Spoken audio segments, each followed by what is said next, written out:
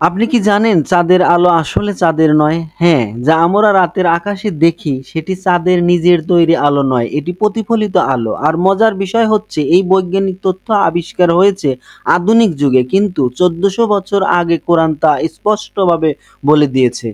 আজকের ভিডিওতে আমরা দেখব কিভাবে কোরআন সূর্য ও চাঁদের প্রকৃতি নিয়ে এমন এক অলৌকিক ভবিষ্যৎবাণী করেছে যা বিজ্ঞানের শতাব্দী পেরিয়ে এসে সত্য প্রমাণিত হয়েছে। আর আমি গ্যারান্টি দিচ্ছি ভিডিওটির শেষ পর্যন্ত থাকলে আপনি কোরআনের প্রতি এক নতুন ভক্তি ও বিস্ময়ে ভরে যাবেন।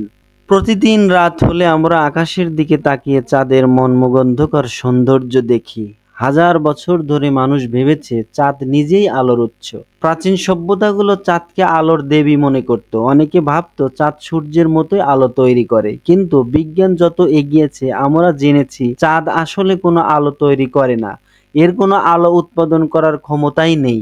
চাঁদের যে উজ্জ্বলতা আমরা দেখি তা আসলে সূর্যের আলো চাঁদের পৃষ্ঠে পড়ে প্রতিফলিত হওয়ার ফল।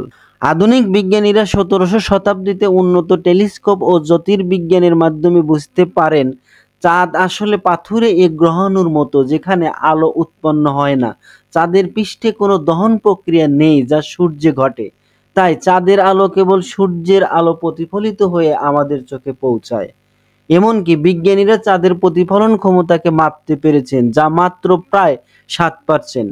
অর্থাৎ সূর্যের আলো সরাসরি চোখে লাগলে যত উজ্জ্বল লাগে, চাঁদের আলো তার তুলনায় অনেক গুণ কম। এখন আসুন কোরআনের দিকে। আল্লাহ তাআলা সূরা ইউনূসের 10 নম্বর অধ্যায় 5 নম্বর আয়াতে বলেন, তিনি সূর্যকে করেছেন দীপ্তিমান এবং চাঁদকে করেছেন আলোকিত। এখানে সূর্যের জন্য কোরআনে আরবি শব্দ ব্যবহার করা হয়েছে সিরাজ বা দিয়া, যার অর্থ নিজে থেকে আলো উৎপন্নকারী প্রদীপ। অন্যদিকে চাঁদের জন্য ব্যবহার করা হয়েছে নূর, যার অর্থ প্রতিফলিত বা ধার করা আলো। অর্থাৎ কোরআন স্পষ্টভাবে আলাদা করে বলেছে সূর্য নিজে আলো দেয় আর চাঁদ আলো দেয় ধার করে।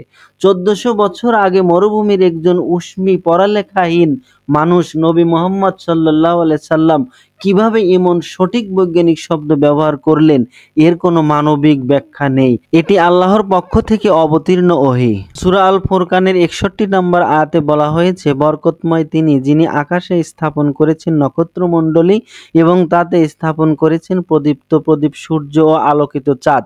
এখানে প্রদীপ সিরাজ শব্দটি এসেছে সূর্যের জন্য যা নিজে থেকে জ্বলে, আর চাঁদের জন্য এসেছে মুনির, আলোক বিকিরণকারী, যা আলো ধার করে অন্যর কাছে পৌঁছায়। বিজ্ঞান বলে সূর্য একটি বিশাল গ্যাসীয় গোলক যার ভেতরে হাইড্রোজেন পরমাণু ফিউশন প্রক্রিয়া আলো ও তাপ উৎপন্ন করে। আর কোরআন বলে সূর্য নিজে থেকে আলো দেয়, সিরাজ বা দিয়া। বিজ্ঞান বলে চাঁদ সূর্যের আলো প্রতিফলিত করে, নিজে আলো তৈরি করে না। কোরআন বলে চাঁদ হলো নূর বা মনির, ধার করা আলো। 1400 বছর আগে যখন মানুষ ভাবতো সূর্য ও চাঁদ দুটোই আলো তৈরি করে, তখন কোরআন নিখুঁতভাবে তাদের পার্থক্য ব্যাখ্যা করেছে। কেন এটি ভবিষ্যৎবাণী হিসেবে ধরা হয়? ভবিষ্যৎবাণী বলতে আমরা বুঝি যা বলা হয়েছে, কিন্তু প্রমাণ এসেছে বহু পরে। কোরআনের এই বর্ণনা এমন এক সময় এসেছে যখন টেলিস্কোপ ছিল না, বিজ্ঞান ছিল প্রাথমিক পর্যায়ে, মানুষের ধারণা ছিল সম্পূর্ণ ভুল। শুধু আধুনিক জ্যোতির্বিজ্ঞানী নয়, চাঁদে মানুষ যাওয়ার পরও 1969 সালে এই সত্য আরও স্পষ্টভাবে প্রমাণিত হয়েছে। অমুসলিম বিজ্ঞানীদের বিস্ময়। অনেক পশ্চিমা বিজ্ঞানী কোরআনের এই বর্ণনা দেখে অবাক হয়েছেন।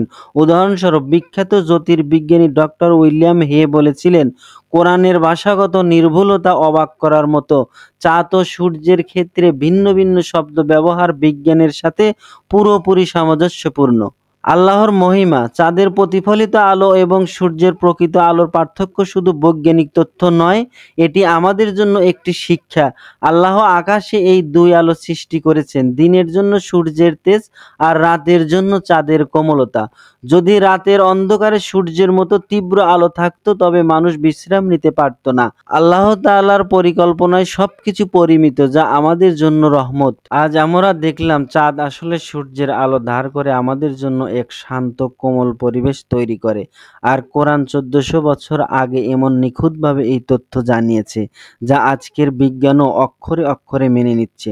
এই সত্য কি প্রমাণ করে না যে কোরআন মানুষের লেখা নয়? আপনি যদি মনে করেন এটি কাকতালীয় নয়, তাহলে আপনার হৃদয়েও হয়তো আজ নতুন এক আলো জ্বলে উঠেছে, যা আল্লাহর নূর। যদি আপনি কোরআনের এই বৈজ্ঞানিক অলৌকিকতা দেখে বিস্মিত হয়ে থাকেন, তাহলে ভিডিওটি শেয়ার করুন যেন অন্যরাও আল্লাহর এই চমৎকার নিদর্শন জানতে পারে। আর এমন আরও চমকপ্রদ কোরআন ও বিজ্ঞানের মিল জানতে চাইলে চ্যানেলটি সাবস্ক্রাইব করে নোটিফিকেশন অন করে রাখুন।